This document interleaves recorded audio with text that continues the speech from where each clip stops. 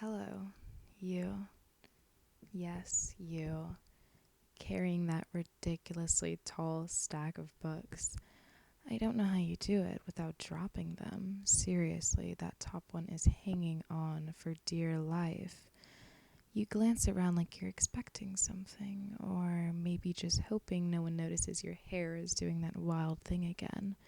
You know, the one that refuses to be tamed no matter how many times you push it behind your ear.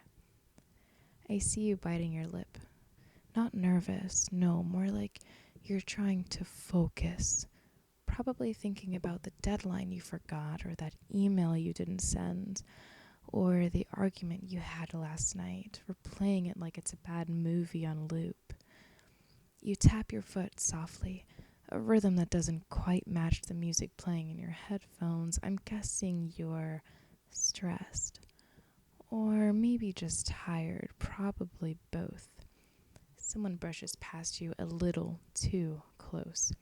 You flinch but keep walking, pretending it didn't happen. I can't blame you. People these days are careless, rude, oblivious. And there you are, trying to stay upright, juggling books and your own thoughts. You pause, maybe to catch your breath, or maybe to avoid eye contact. Either way, I notice. You smile briefly at something on your phone, a message from someone who matters.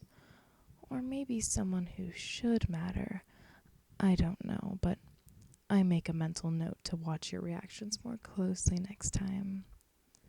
You adjust your backpack strap, the one that's fraying at the edge. You don't realize it, but it's the little things that tell stories.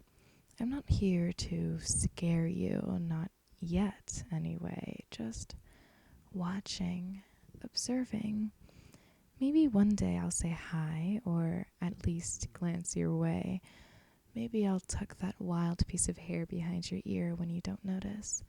Until then, I'll be here, quiet, patient, because sometimes the best protection is just knowing there's someone paying attention. And maybe, just maybe, that someone is me. You stop at the bench outside the library, the one that's never actually clean, but you sit anyway. Bold move. You set your books down like they're fragile treasure, which is cute, considering one of them is literally how to deal with difficult people. Is that research or a cry for help? You pull out a pen and click it 3 times, not 2, not 4, 3. Routine, OCD, or just nervous energy wrapped in black ink and false confidence? I don't judge. Okay, maybe I do, but only a little. You start scribbling something in a notebook, not typing on your phone, not mindlessly scrolling. An analog girl in a digital world. How vintage. Then you do it. The hair tuck, the signature move. Every great character has one. Sherlock had the pipe, Indiana Jones had the whip, and you've got the rogue strand of hair and a stubborn refusal to use a headband. It's poetic, really. Someone walks past and says hi. You give them a polite smile, tight-lipped, not interested, smart. They're wearing a backwards hat and the scent of Mountain Dew. I don't trust them. You shouldn't either. You check the time. You're late. You know you're late, but you don't rush. You walk like you're the main character, and maybe you are. I follow. Not in a weird way, more like directionally aligned. Coincidence, let's go with that. You head towards the coffee shop, predictable but charming. You order something unnecessarily complicated. 4 words, no fewer than 3 modifiers. The barista pretends not to judge you, but I see the twitch in his eye. I don't blame him. Oat milk, extra foam, half sugar-free. You're not ordering coffee, you're casting a spell. You take your drink and thank him softly, almost too softly. You're polite, kind, efficient, a rare combo, like a unicorn in leggings. You walk to the window seat. You always pick the window seat. For the light, the view, or because you think you're harder to approach there, it doesn't work. You open your laptop. I see your wallpaper. It's a quote, something poetic, great, a literary romantic. Well, that makes things complicated. But then you laugh at a meme on your screen, and I realize you're not all mystery and melancholy. You're funny. You're human. You're real. And maybe you'll never know how I noticed, but I did. Every detail, every click of your pen, every subtle eye roll when the girl next to you takes a loud sip of her iced whatever. I notice because you make noticing feel like a superpower. You're smart. You head for the fiction aisle, the real fiction aisle. No dragons, no billionaires named Cade. Literary fiction, the heartbreak aisle. You run your fingers along the spines like you're checking for a pulse.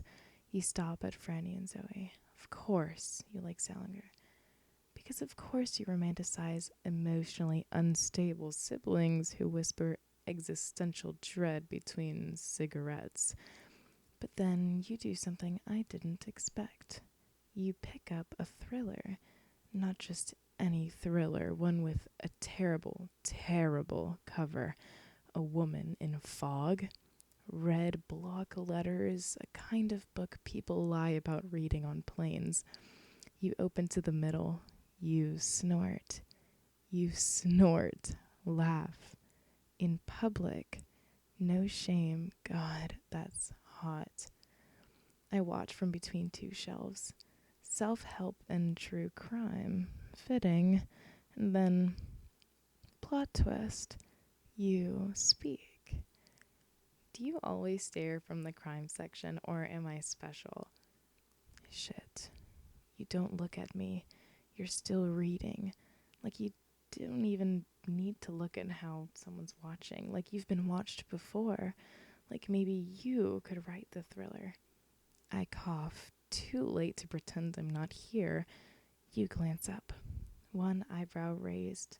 Not full threat, but not full flirt. A warning shot.